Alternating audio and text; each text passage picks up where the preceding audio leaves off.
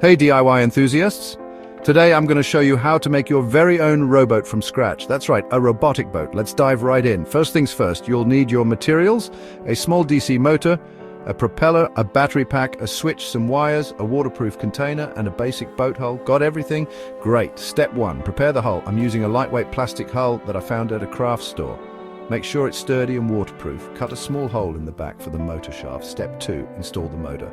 Fit the motor into the hole you just made and secure it with hot glue or epoxy. Be sure it's snug and aligned properly.